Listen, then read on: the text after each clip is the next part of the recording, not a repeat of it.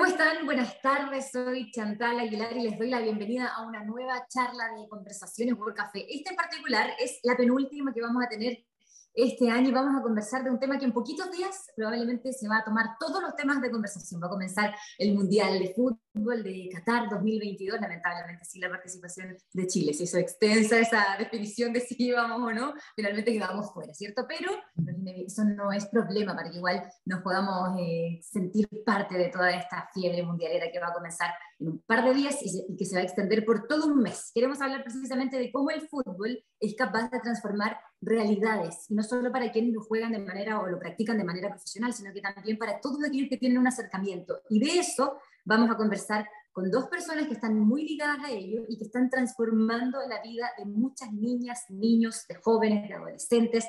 Les doy la bienvenida de inmediato a Víctor Gutiérrez, a Rodrigo Barzúa. Ellos son los fundadores de la Fundación Fútbol Más. ¿Cómo están, chiquillos? Bienvenidos. Hola, Chantal, ¿qué tal? Hola, Gracias Chantal. por la invitación.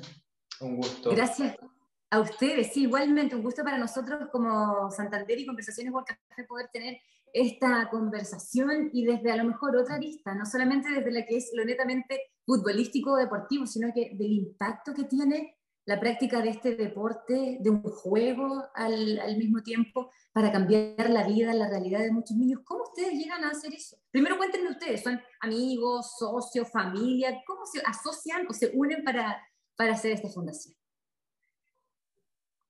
A esta altura somos medio familia, yo te diría. Nosotros partimos hace 15 años. Yo soy un poco más mayor que Viti. Yo trabajaba en ese tiempo, en el 2007, estaba trabajando en LAN en ese tiempo, y Viti venía recién saliendo de la universidad.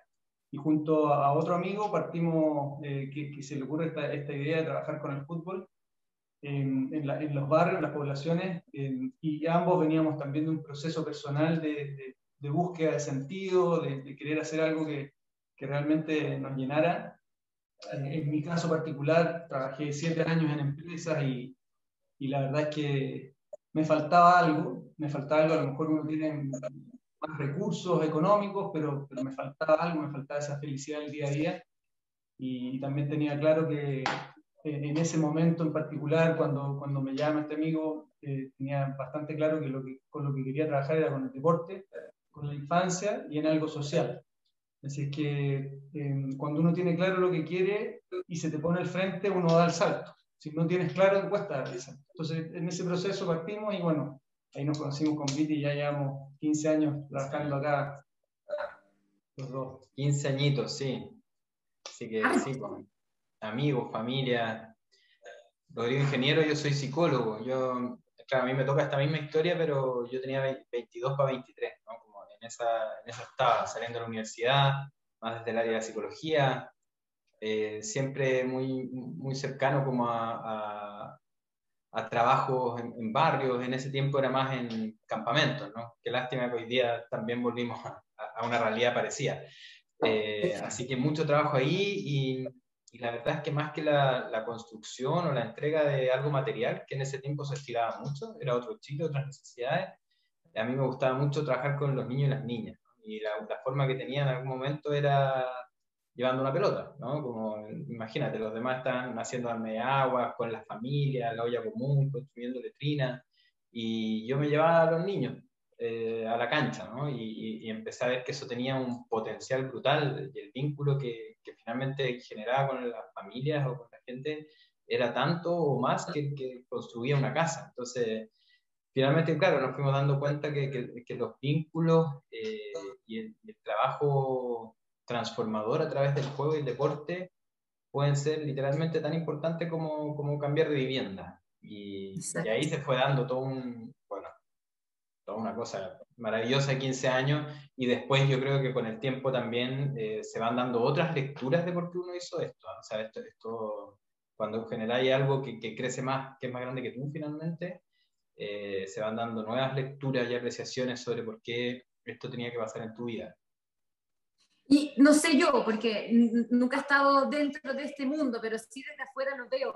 ¿Cómo se hace para que las familias quizá o los niños entiendan que lo que está, bueno, y es un juego también, y esa gracia tiene, pero que se puede aprender algo adicional, algo que es para la vida, que es para esa persona, ese individuo, mientras está practicando un deporte. ¿Cómo se les crea esa noción o esa distinción de que no solo estás jugando, no solo lo estás pasando bien, sino que estás generando y adquiriendo a lo mejor otras herramientas y habilidades que te van a servir fuera de esa cancha quizá?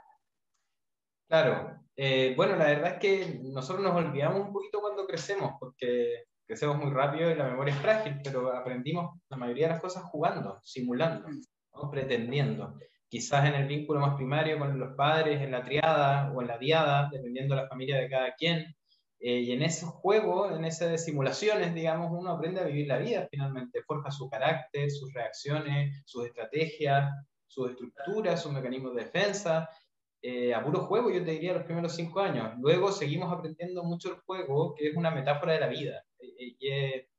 Desde la psicología, al menos, es un escenario perfecto para poder trabajar distintos aspectos de la vida relacionados con superar las adversidades, relacionados con la persistencia, con la disciplina, relacionados con el trabajo en equipo.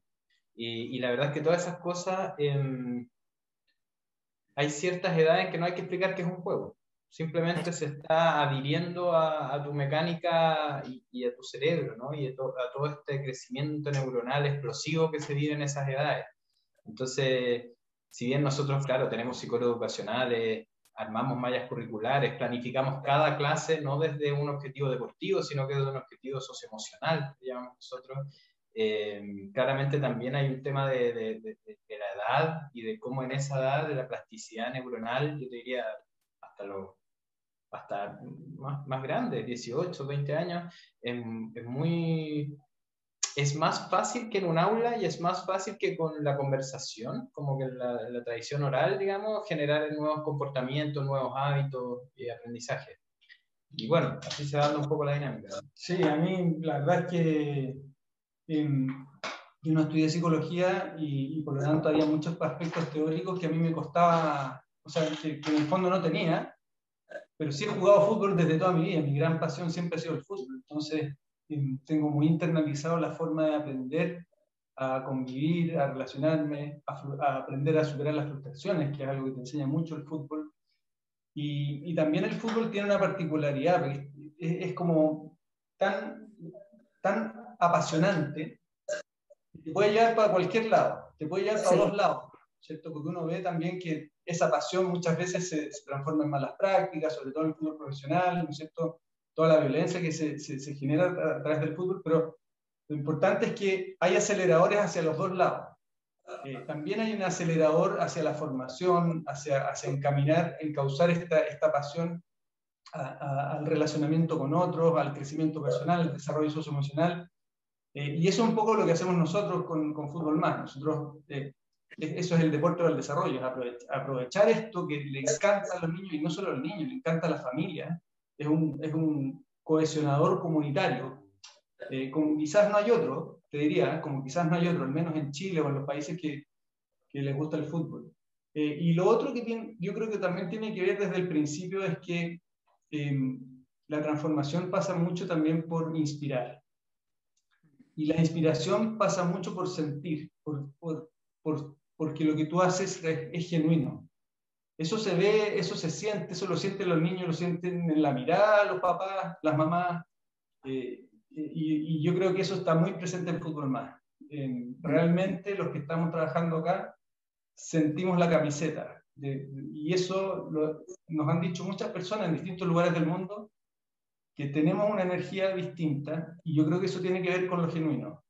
Y con lo genuino, cuando tú realmente sientes algo profundamente, lo inspiras, generas cambio. Y quisiera saber cómo ha ido cambiando esto. Me gusta mucho lo que hablan de la inspiración, porque hace un par de años, no más, que a las mujeres y a las niñas se les ha ido involucrando con el fútbol. Antes no era a veces ni muy bien visto que a una niña le gustara jugar fútbol. ¿Cómo ha sido ese cambio, esa evolución desde o para Fútbol Más? Porque en 15 años sí que ha cambiado la incorporación de las niñas en este deporte.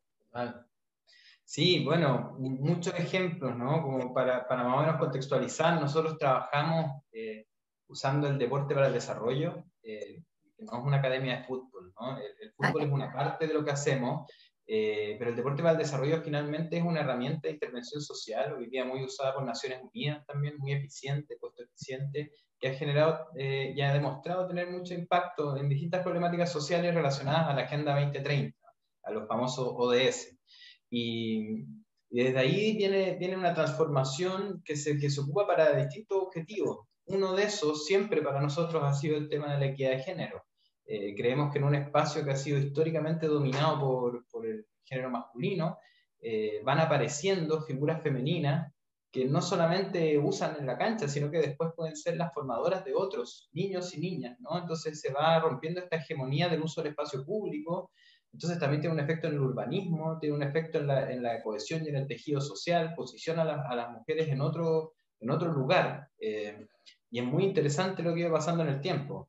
Ahora, eso va cambiando porque, claro, nosotros partimos en Chile, en algunos barrios de Santiago, hoy día estamos en 10 regiones de Chile, estamos en 9 países del mundo directamente y en otros 2 con intervención indirecta, 3 continentes, entonces te podría decir que las realidades son distintas. O sea, en un pueblo aymara es mucho más complejo, ¿no es cierto?, que quizás en un barrio en Lima, ¿no? Por decirte un ejemplo. Pero claramente, o sea, para nosotros el balón no tiene género. Y eso ha sido una campaña que no solamente una campaña publicitaria, que la hemos llevado puesta y que creemos que cada vez el fútbol femenino, además va mostrando algo muy lindo el fútbol femenino, que el fútbol masculino ha perdido bastante, que es el amateurismo, ¿no? El amor por lo amateur, por jugar, ¿no? Que no haya una recompensa económica o este sueño de salir de la pobreza, o que no está mal, pero el fútbol femenino todavía tiene esa esencia del fútbol amateur que el masculino, a mi entender, lo ha perdido durante los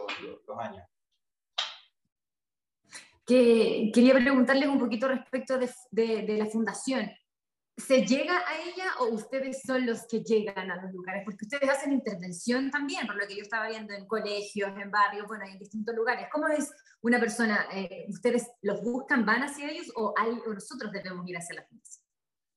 Me encantaría que se pudiera hacer de las dos maneras. Nosotros hasta el momento hemos hecho la gestión de ir a los lugares. Partimos en Santiago, nos fuimos a Antofagasta, nos fuimos a Iquique y así, bueno, después empezamos en Ecuador y así seguimos creciendo en distintos lugares del mundo. Pero es importante que esto que hablamos, el deporte para el desarrollo, llegue a la política pública. Eso es muy importante, porque estamos hoy día desaprovechando una herramienta como sociedad y estamos a la vez enfrentando grandes problemáticas. Entonces, el ideal es que también se pueda llegar a fútbol, ¿no? Nosotros hoy día trabajamos en distintos contextos, trabajamos en contextos barriales, trabajamos en contextos de instituciones que principalmente son los colegios, por ejemplo las residencias de niños vulnerados o niños judicializados, niñas y niños por supuesto. Estamos trabajando también en contextos de emergencia por movilización forzada de personas, por desastres naturales. Y en todos esos contextos, bueno, cada vez que te vas haciendo más conocido, se hace más probable el que te llamen, ¿no? Ya hoy día en distintos lugares nos pasa que recibimos el llamado. Y también nosotros estamos permanentemente viendo dónde está la necesidad y dónde está también la posibilidad de la sostenibilidad de la fundación para llegar. Pero lo que nosotros aspiramos de alguna manera es que esto se masifique, que llegue principalmente la política pública más masiva probablemente está en los colegios, ¿no? Y los colegios están con problemáticas importantes en convivencia escolar, en los síntomas, ¿no es cierto?, de pospandemia, digamos, ha aumentado la violencia escolar. Entonces hay un proceso de transformación que puede permitir el deporte del desarrollo que no se está abordando y que para nosotros sería ideal que nos llamaran, digamos. Y podemos pasar el dato mientras que alguien está viendo y dice, oye, a lo mejor para acá pueden venir. ¿Por dónde los ubican? ¿Por dónde los contactan?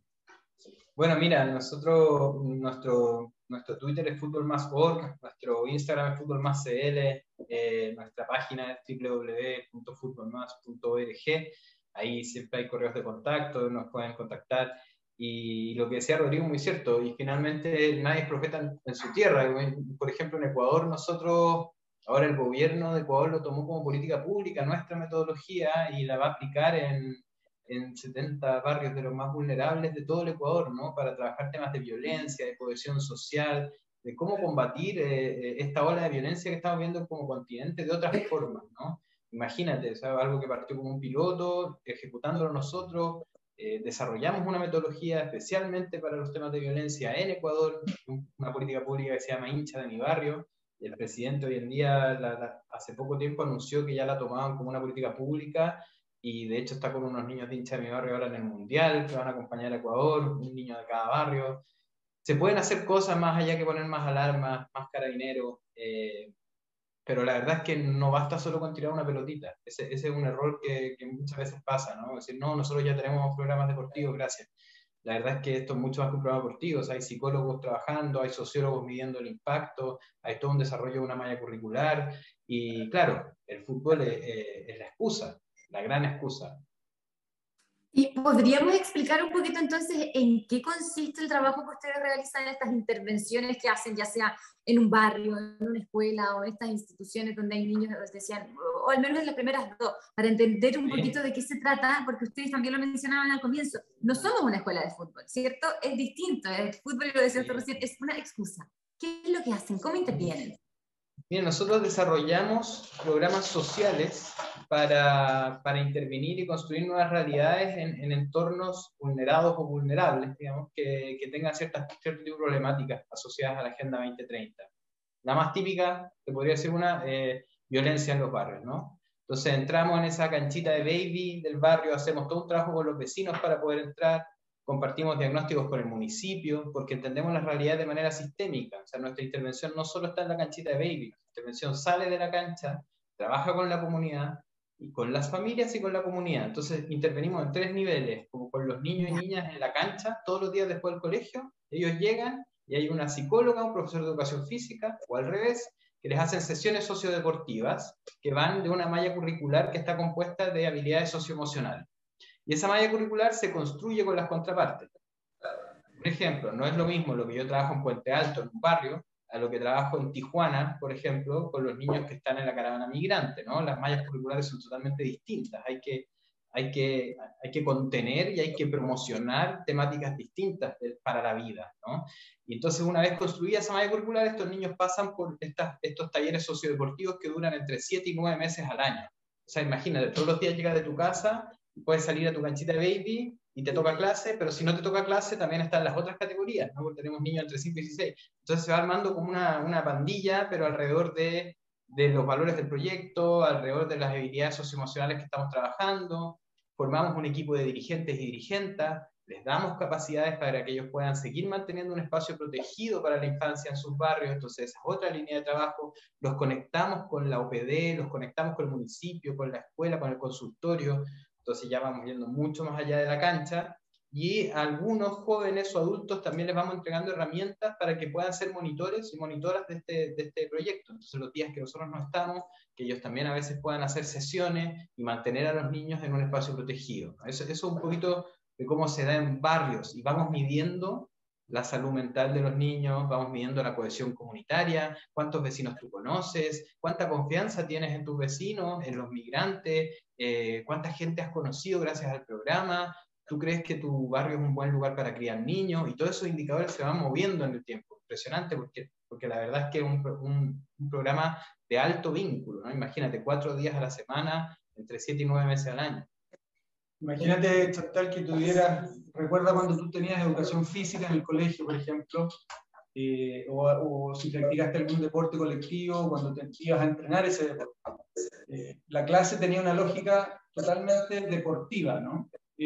Acá cambia la estructura de alguna manera. Parten todos los niños, siempre todas nuestras clases parten en un círculo inicial, preguntando cómo estamos, contamos lo que vamos a hacer, generamos una actividad lúdica de calentamiento, y después viene una actividad sociodeportiva, que es ahí donde implementamos este currículum de habilidades para la vida, ¿no? Por ejemplo, vamos a trabajar hoy día confianza, y hacemos una actividad lúdica que va a trabajar la confianza. Y así vamos trabajando durante el año distintos factores socioemocionales, como, no sé, autoestima, resolución asertiva de conflictos, expresión de emociones, distintos contenidos que vamos incorporando en una malla curricular en estos 20 minutos de actividad. Después hacemos un trabajo táctico, por ejemplo, después jugamos fútbol, y después hacemos un círculo final. Y durante toda la clase tenemos herramientas como la tarjeta verde, que ahí está la tarjeta verde. ¿La tienen ahí? Está la tarjeta verde, sí. ¿Te acuerdas de la tarjeta de la Copa América? Me acuerdo, sí. Nosotros para la Copa América habíamos sacado como 1 millón de tarjetas verdes en los barrios, me acuerdo que hicimos ese cálculo. Y la tarjeta verde va premiando permanentemente las conductas positivas de las niñas y niños, y hay una relación entre las tarjetas verdes, entre la asistencia, entre lo que pasa en la sesión con el campeonato. Está todo vinculado, entonces es una estrategia que no es solamente que haces una actividad, está todo relacionado estructuralmente para que la motivación y los comportamientos de las niñas y niños les vayan también generando participación en los campeonatos, Claro, hay un campeonato entre los barrios. La tarjeta verde, entonces, de la fundación no es una tarjeta que sanciona, como estamos acostumbrados a la interpretación que tienen en el fútbol, con mayor o menor rigidez, pero es una tarjeta que te está advirtiendo de algo. Claro, la Aquí tarjeta no. verde, sí, la amarilla y la roja expulsan o amonestan, ¿no? La tarjeta verde fortalece tus capacidades, premia lo positivo, premia los recursos con los que trabajamos y los va potenciando. Y tenemos una tarjeta azul que te invita a transformar alguna conducta, alguna realidad, que quizás no está de lo mejor, pero que queremos que se transforme en verde. Y esa tarjeta azul se pone en privado, se conversa con los niños, se hace un compromiso para cambiarla de color, y todas estas tarjetas verdes te van dando puntos, con esos puntos tú vas a la liga. Entonces finalmente a veces no va a representar el barrio el Alexis Sánchez del barrio, porque la verdad es que nosotros no buscamos a Alexis Sánchez, y va el niñito que tiene pocos amigos, que son las primeras veces que está saliendo de la casa, pero que es muy puntual, que siempre no sé, va al colegio, ¿no es cierto?, que llega con mejores notas, que viene con la abuela, que le trae agua, todas esas cosas te van dando puntos, y finalmente con esos puntos tú vas a representar a tu barrio, y los otros tienen otros roles, y luego que pasa la fecha de liga, todos vuelven a cero, y vuelven de nuevo a todas las sesiones a sumar puntos, entonces todos tienen posibilidades para volver a partir y volver a lograrlo, y eso es lo que nosotros le llamamos la adversidad controlada, ¿no? Es como también tener un desafío, también tener mérito, pero de manera controlada, con una psicóloga, con un profesor, con buenos tratos, que te vayan mostrando que sí es posible lograrlo, y que también te vayan ayudando a controlar las frustraciones, que finalmente, como país, claramente tenemos un pequeño problema de control de la frustración y de los impulsos. Sí, es tremendo el problema, lamentablemente. No es tan pequeño como esperamos. Tremendo. Sí. Nosotros a veces nos gustaría hacer una clase de fútbol más en el Parlamento. Estaría bueno. Van a tener que llevar para allá tarjetas azules principalmente. Con el compromiso de convertirla en verde. Sí, yo creo que hay una adicción al juicio en la sociedad, en los medios de comunicación y todo. Está permanentemente el juicio, es como la herramienta que sale primero a flor de piel. Y los cambios sociales se generan inspirando, no enjuiciando. La gente no cambia sus comportamientos porque la critiquen, cambia sus comportamientos porque le encuentra sentido a algo nuevo. En lo que hicimos, si te fijas en la Copa, ¿quién habría pensado que se iba a respetar los himnos en Chile? ¿Cuántas campañas se han hecho en México de penalizadoras del himno para que la gente no grite lo que grita? No vamos a repetir el grito, pero ¿cuánto tiempo se estuvo hablando y criticando a la gente que pifea los himnos? No pasaba nada. En el momento en que logramos inspirarlos con un sentido de pertenencia latinoamericano, que fue un poco la campaña que hicimos para la Copa América, la gente cambió y respetó. Entonces hay que ir tomando esas cosas, y yo creo que es un trabajo colectivo, es un trabajo que también, yo creo que los medios de comunicación también están invitados a impulsar, de alguna manera. Oye, sí, absolutamente. ¿Y cómo cuando ustedes empezaron con cuando se les ocurrió la idea de la tarjeta verde en los estadios, y tenían la confianza de que iba a funcionar como funcionó? Porque igual es difícil ese cambio de conducta, me imagino, no es tan sencillo de lograr. ¿Tenían miedo, temor de que no funcionara? ¿Cómo quedaron ustedes con el resultado? La verdad es que yo creo que siempre tenemos un ADN medio utópico que nos va dando vueltas, es como, no sé, es como una adrenalina que de repente cuando probamos cosas nuevas nos gusta entrar en ese espacio, ¿no? Porque si tú te acuerdas, hicimos esa campaña en el estadio, después hicimos el Círculo de Honor en el fútbol profesional, que también funcionó y también fue un momento distinto que no se había vivido. La tarjeta verde Pensamos al principio que iban a haber algunos manchones verdes, que había ciertas personas que iban a respetar. Estábamos con todo el equipo en terreno, recibiendo a la gente en el estadio, pusimos 45.000 tarjetas en los asientos, el mensaje que pusimos en la tarjeta también tenía que ser inspirador, estaba el capitán ahí, Claudio Bravo, también en la foto. O sea, fue un trabajo que, después subíamos las escaleras del estadio con unos tarjetones gigantes, y llega el momento del himno, y la verdad es que fue impresionante. Qué bueno. ¿Mejor de lo que esperaron? Mucho más, sí, sí. Fue muy emocionante, un momento que no se nos va a olvidar nunca. Sí. O sea, fue 100%, ¿no? Como que la levantó el 98% del estadio. Fue impresionante. Pero también hay que hacer la pega, o sea, hay que dar la cara. Como que nosotros no fue como una campaña de redes sociales. No, o sea, nos paramos en las puertas, hablamos con todos los asistentes al estadio, dialogamos. Había gente que decía ninguna posibilidad, o sea, odio a los otros países. Y dialogamos, conversamos, explicamos. Y es lo mismo que se hace con los niños, y es lo mismo que se hace con los adultos, y es lo mismo que deberíamos hacer entre todos, ¿no? Como para poder tener acuerdos, nuevas conductas. Y eso sucedió como un mini experimento social en el Estadio Nacional, pero demuestra también que si tú das posibilidades de hacer algo distinto, de hacer algo positivo y no tanto de castigar, cuando cambias la narrativa se pueden producir cambios en los resultados. Sí, pues. Sí, es verdad eso, y cuesta, uno, lo decían también ustedes, tiene más la tendencia a criticar, a juzgar, a retar, más que a proponer hacer algo mejor. Mira, otro ejemplo, cuando hicimos el Círculo de Honor, me acuerdo que lo hicimos, me quedó grabado, jugaba Colo-Colo. El Círculo de Honor es un ritual de cierre de partido. Se hacía después del partido, los jugadores se juntaban con los árbitros en el centro de la cancha, en el perímetro del círculo central, cuando estaban todos ahí, bueno, al terminar el partido, se acercaban y se abrazaban. 11 segundos de silencio y se terminaba digamos, el partido. Y eso también era súper arriesgado porque los jugadores y el público no está acostumbrado a esta pasión del fútbol, entonces hay jugadores que terminan enojados. Lo probamos con los niños, bueno, hicimos un proceso hasta que llegamos al fútbol profesional y lo hicieron todos los equipos de primera A y algunos de primera B. Y me acuerdo Colo-Colo Temuco, en el Monumental, en un momento en que estaban muy molestas las barras bravas porque había mucha revisión de carabineros y era bien incómoda la entrada a los estadios. Y a mí me tocó estar en la Garra Blanca. Yo entré a la Garra Blanca y veía cómo entraban todos muy molestos. Y ahí estábamos, con el cartelito, recibiendo a la Garra, explicándoles lo que íbamos a hacer después del partido. Y en el momento en que faltaban 5 minutos para que terminara el partido y Colo-Colo iba perdiendo 1-0. Y le hacen el 2-0 a Colo-Colo. Imagínate, en el Monumental, la Garra Blanca. Bueno, terminó el partido y nos empezamos a acercar, nosotros entrábamos a la cancha, éramos 2 personas, fútbol más, entramos a la cancha, bueno, y recordamos a los jugadores hacen el círculo de honor, y la Garra Blanca aplaudió el círculo de honor. Nunca se me va a olvidar. Aplaudió el círculo de honor. Todo el estadio Monumental aplaudió el círculo de honor. Entonces, cuando se juzga a estos grupos, o se juzga, es porque yo creo que hay una incapacidad de generar inspiración. Entonces, lo primero que te viene es juzgar el mal comportamiento, pero hay una realidad que está detrás de ese mal comportamiento. Y eso hay que entenderlo, hay que sensibilizarse con eso. Y hay que lograr inspirar desde ahí. Sí.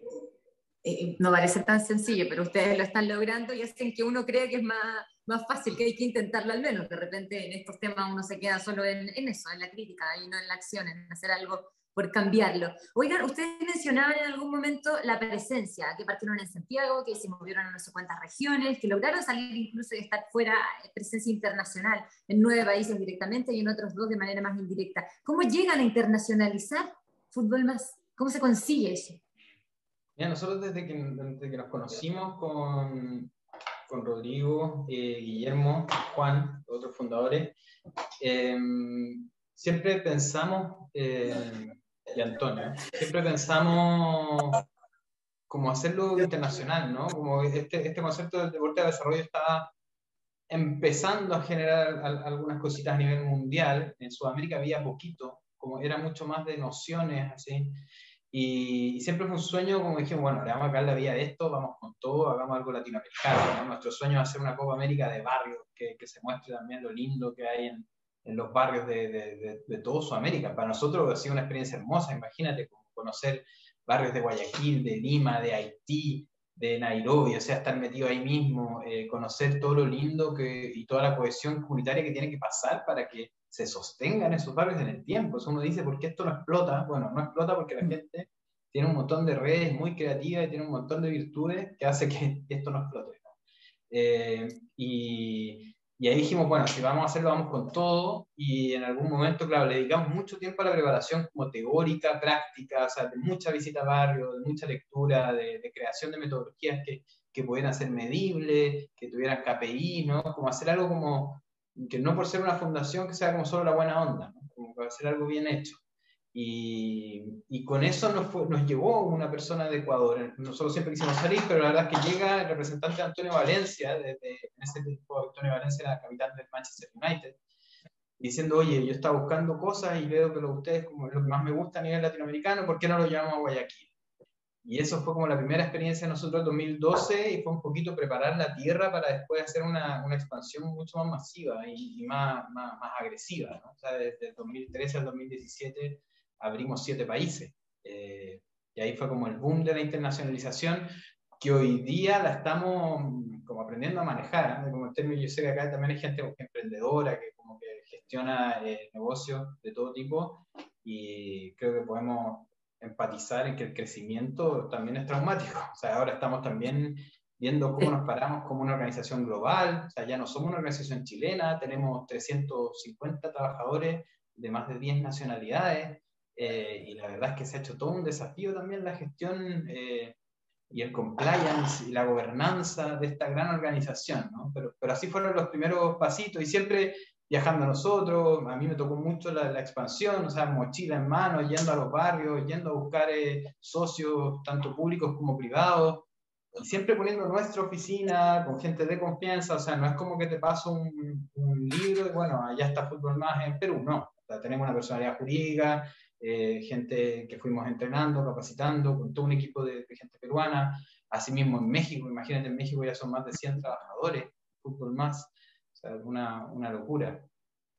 ¿Y cómo es esto de ser emprendedores sociales? Porque tenemos generalmente la idea de que un emprendedor vende un producto, crea alguna cosa como más tangible que puedo tomar, no sé. ¿Cómo es ser emprendedor social y las dificultades que tienen, o cómo se avanza con un emprendimiento social en nuestro país y se saca después de él también? Yo creo que el mundo social tiene ciertas particularidades, y a mí, yo trabajé en empresas y valoro mucho, digamos, la calidad de profesionales que hay en el mundo empresarial. Hay personas muy inteligentes, digamos, que tienen mucho pensamiento estratégico, hay muchas competencias puestas a disposición del crecimiento de la empresa, de los productos de la empresa. En el mundo social tienes que hacer lo mismo, pero aparte tienes que inspirar. Entonces,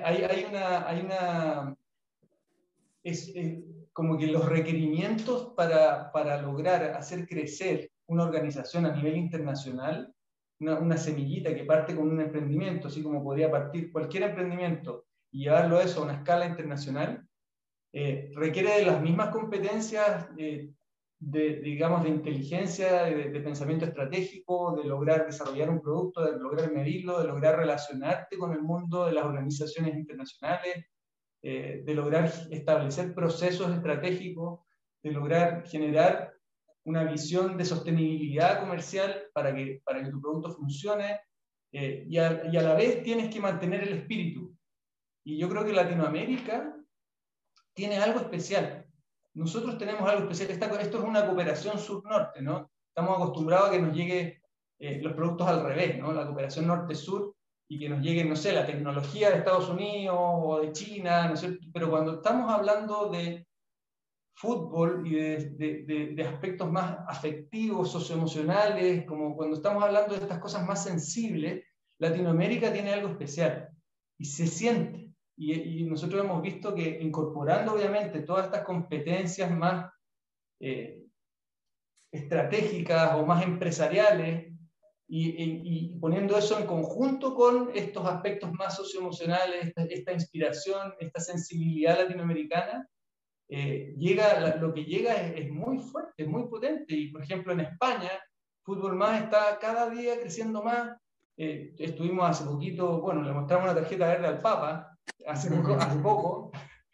Así me tocó a mí estar en el Vaticano hace poquito en una convención de deporte, digamos, que invitan a altos organismos internacionales, y estuvimos con el Papa, le mostraron la tarjeta verde al Papa. Cosas así, bueno. ¿no? Estuvimos en Dubái, en la Expo Dubái 2020, estuvimos también ahí mostrando lo que hacemos.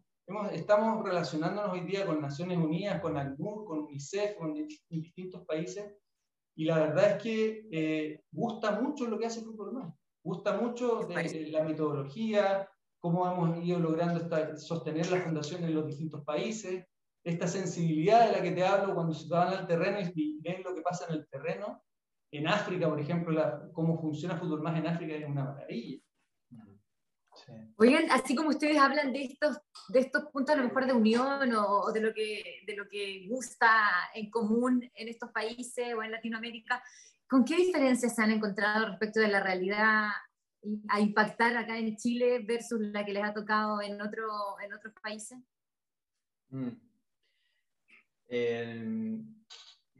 Yo creo que en Chile, como que no es muy alentadora la respuesta en realidad, para ser sincero. Como que en términos de infancia, yo creo que de todas las infancias que a mí me ha tocado conocer como psicólogo y como cofundador de Fútbol Más, la chilena es una de las más dañadas. Sí.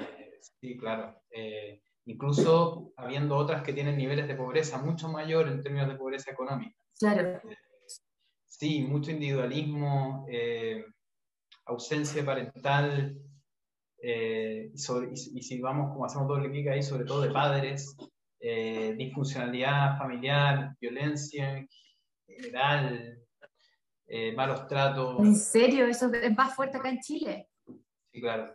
Sí, la verdad es que sí. Ahora eso es como que esa es como una lectura súper diagnóstica y hay un montón de cosas buenas, ¿no? Pero si tú me decís como comparar las infancias, yo creo que hay una sintomatología mayor acá. Bueno, no lo digo yo, lo dicen los estudios de infancia longitudinales de los últimos 15 años. Hay un psicólogo que se llama Felipe Lecanelier, que ha estado los últimos 15 años poniéndonos la alarma sobre esto. Pero claro, como ¿para qué escucharlo, no? Si finalmente son niños de 5 años, ¿qué problema va a ser para un gobierno eso ahora, no? Pero y eso claro, se tiene que ir y atajar ahí, a esa edad. Exactamente, tenemos una de las crianzas más... Tenemos números similares en infancia, en salud mental y en términos de violencia en la crianza, similares a países posguerra, o sea, como para que te hagan una idea, así más o menos. O sea, es alta la pega que tienen en la fundación. En la fundación y como país, ¿no? O sea, nosotros es imposible que le cambiemos la cara, o sea, finalmente esto tiene que ser un trabajo mancomunado, y donde no importen solo los números macro, ¿no? O sea, como que de una vez por todas hacer un doble clic y la salud mental y la salud comunitaria de nuestro país está así, sí, bastante crítica. Ahí es donde empiezas a decir, bueno, ¿cuál es el camino, no? Porque hoy día, por ejemplo, con las Naciones Unidas, con la Agencia de Cooperación de las Naciones Unidas para los Refugiados, que es ACNUR, y con UNICEF, conocemos UNICEF, ¿no? En los dos mundos se está pensando en cómo trabajar la cohesión comunitaria. En Chile tú ves que la cohesión comunitaria en distintos lugares, ¿no? En los barrios, la problemática barrial es grandota, la problemática en un estadio es grande, la problemática en un colegio. Entonces, ¿cómo generas cohesión comunitaria? ¿Cómo promueves la ciudadanía deportiva? ¿Cómo generas convivencia escolar en los colegios, ¿no? ¿Y cómo lo haces escalable? Esa es la pregunta de hoy día, porque en el fondo, si nosotros yo creo que como política pública hay dos mundos acá. Vamos presencialmente a los lugares más complejos. Lleven metodologías como la de Fútbol Más a lugares complejos donde hay niñas y niños que están necesitando. Por ejemplo, en el Sename. Vamos al Sename, ¿no? Vamos, metamos el Fútbol Más adentro. Pero cuando tú piensas en algo que le llegue a todas las niñas y niños, yo creo que ahí son los colegios los lugares. ¿Y en los colegios dónde? ¿En qué lugar están? Tienes que meterte en la malla curricular. ¿Y en qué malla curricular? En la educación física. Ahí tienes que entrar. la clase deportiva de educación física tiene que ser una clase de deporte para el desarrollo y se tienen que generar eventos deportivos integradores. Hay una forma de hacerlo. Y lo que nosotros queremos es que realmente nos escuche el Ministerio de Educación para que logremos penetrar esa membrana, digamos, que es difícil, digamos, porque generalmente los colegios tienen muchas cosas que hacer y la innovación no es fácil porque muchas veces requiere de un trabajo de sus profesores, de sus directivos, pero se puede, está comprobado que el deporte para el desarrollo es sano para la infancia, genera cambios de comportamiento, nosotros lo hemos visto, entonces... Sí, lo hemos visto y lo hemos medido. Para darte otro ejemplo, en Venezuela con UNICEF, o sea, a través de UNICEF, o sea, ni siquiera nosotros directamente, diseñamos un programa de sesiones sociodeportivas para niños y niñas después del encierro. Porque ¿qué pasaba después del encierro? Todos sabíamos que se iba a acabar el encierro. Los ministerios acá sabían que se iba a acabar el encierro. ¿Y qué programa de salud mental se hizo para contener el daño socioemocional de ese encierro? Ninguno. Solo empezamos a ver cuánta violencia se da en los colegios, ¿no? Y hasta el día de hoy estamos quejando. Creo que hace poco aprobaron unos presupuestos especiales para arte y otro tipo de intervenciones. Pero bueno, nosotros preparamos uno para cuando los niños volvieron a la escuela en Venezuela. Capacitamos a 700 docentes y se aplicó en 2 estados de Venezuela 9 sesiones que contenían las principales sintomatologías o enseñaban a los profesores a tener ciertas herramientas sobre las principales sintomatologías que podían venir desde el encierro, ¿no? Y que se podían expresar en el colegio. Bueno, cuento corto, después el Ministerio de Venezuela midió esto, le encantó y lo puso como ordenanza gubernamental para el próximo año. O sea, el próximo año todos los niños en Venezuela van a hacer estas sesiones sociodeportivas. Entonces, se puede masificar, se necesita voluntad, sí, se necesita aunar a muchas partes, sí, pero también sabemos que son cosas que sin tanto costo, finalmente son escuelas para la vida. Lo que pasa es que en la discusión nunca está cómo estamos preparando a los humanos para construir esta sociedad. Entonces seguimos hablando de Chile, de lo que le pasa a Chile, de lo fraccionado que está Chile, de lo violento que está Chile. Bueno, estamos generando esos seres humanos que no son capaces de la convención, más allá del tinte político. No fuimos capaces psicológicamente de tener una convención. Era demasiado diversa, era demasiado colectivo. Porque no tenemos seres humanos, entonces, pero eso sigue su rumbo, siguen saliendo seres humanos. Entonces hay que aplicar programas de primera infancia en educación, no solo de fútbol más, aquí hablamos de algo más integral. Y hablamos muchas veces, o se escucha desde los últimos varios gobiernos que quieren poner el énfasis en la infancia, en los niños, con distintas frases o eslogan, y uno se pregunta qué es lo que falta, pues porque falta ejecutar, porque dicen tener el deseo y las ganas, pero pareciera que no se hace mucho. Yo creo que falta también, hay que incorporar al mundo de la sociedad civil, porque hay una expertise, o sea, el expertise que hemos llegado nosotros en 15 años de trabajo, haciendo siempre más o menos lo mismo. Es imposible que llegue a un colegio que tiene que hacer miles de cosas, o un Ministerio de Educación que tiene que atender miles de objetivos, ¿no? Es súper difícil la innovación desde un colegio, tienes que hacer muchas cosas. Fíjate que los procesos de innovación de los colegios son lentos, porque tienen que atender muchas realidades. Entonces, yo creo que en estos aspectos, cuando aparece una organización que es experta en el deporte del desarrollo, cuando está comprobado que el deporte del desarrollo le hace bien a las niñas y niños, que genera cambios de comportamiento, entonces yo creo que ahí es donde tienen que aliarse, tienen que generarse alianzas, vínculos, tienen que abrirse las metodologías ministeriales a incorporar estas nuevas prácticas, que es un poco lo que pasó en Venezuela. Y en ese sentido, nosotros en Chile se nos ha abierto mucho el campo privado, ¿no? O sea, nosotros tenemos muchas alianzas con empresas y gracias a ellas intervenimos comunidades que son zonas de influencia, que son parte de su cadena de producción, y ahí han dado muy bien, en realidad. Y con algunas cositas, una que otra. Hoy día, por ejemplo, con la gobernación de los ríos, estamos con un programa donde el público está apostando por algo como más profundo, ¿no? Que finalmente quizás no tiene tantos resultados electorales, pero que sí es invertir en el futuro, ¿no? Entonces, de a poquito también, bueno, uno va tratando de convencer de que tenemos que invertir ahí como país. Víctor, Rodrigo, se nos va acabando el tiempo, la conversación ha estado súper interesante y bonito también tener la posibilidad de conocer emprendedores sociales, y que además no solo está funcionando en Chile, y parece que está funcionando incluso mucho mejor o mejor acogida por parte a lo mejor desde el Estado de nuestros países. Los felicito por eso también. ¿Hay alguna forma, no sé si es la palabra correcta o ustedes ahí me ayudan, de alguna manera de ser padrinos, de ayudar, de ser parte a lo mejor económicamente también de la fundación para ayudarlos a ustedes a que sigan creciendo y pudiendo intervenir más espacios?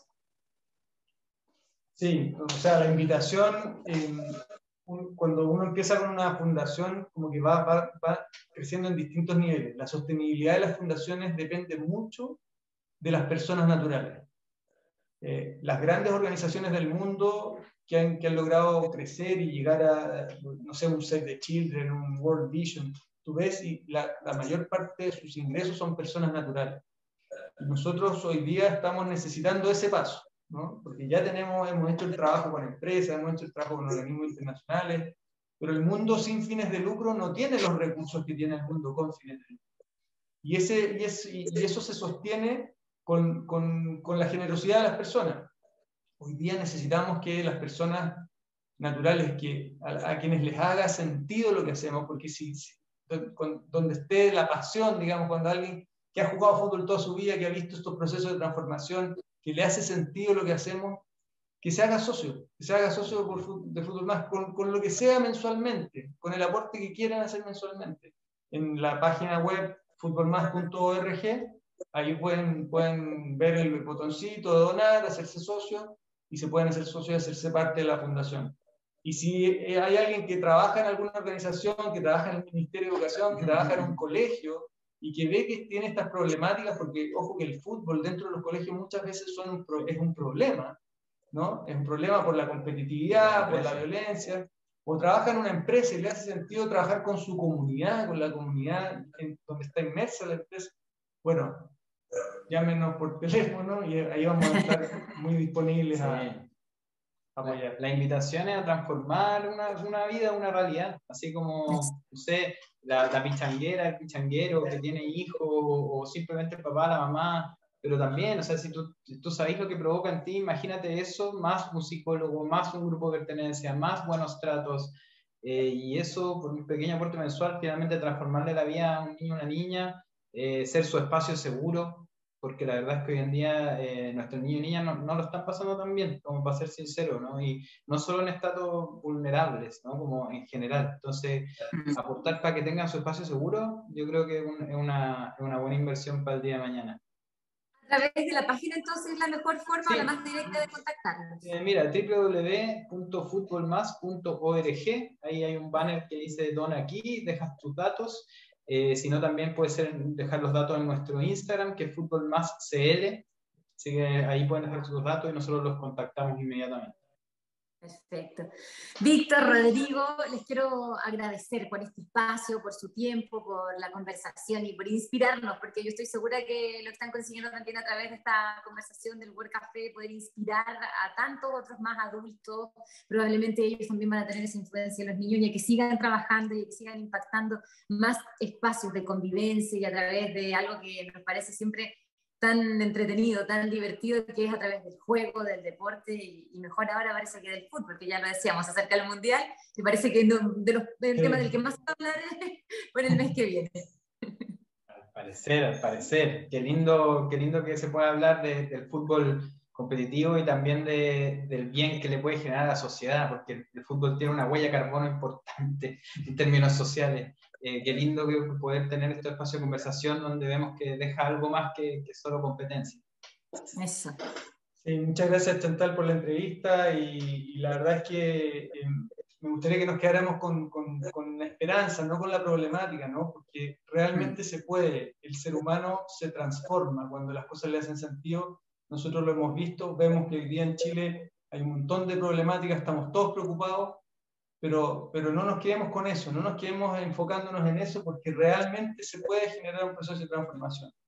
Eso, sí, no, nos quedamos con eso. Yo al menos así lo hago y espero que también quienes nos acompañaron a lo largo de esta conversación estén haciendo lo mismo. Una vez más les vuelvo a agradecer, Víctor, Rodrigo, los despido de esta charla y a todos también quienes nos han acompañado cada martes a través de este ciclo de World Café. Nos volveremos a encontrar el próximo año porque esta es la penúltima. Queda una más, pero le toca a Federico ahí tener esa conversación. Muchas gracias de nuevo a ustedes y a quienes nos siguieron. Y ahí está la tarjeta verde. Tarjeta verde para ustedes, muchas gracias. Muchas gracias. Gracias por todo.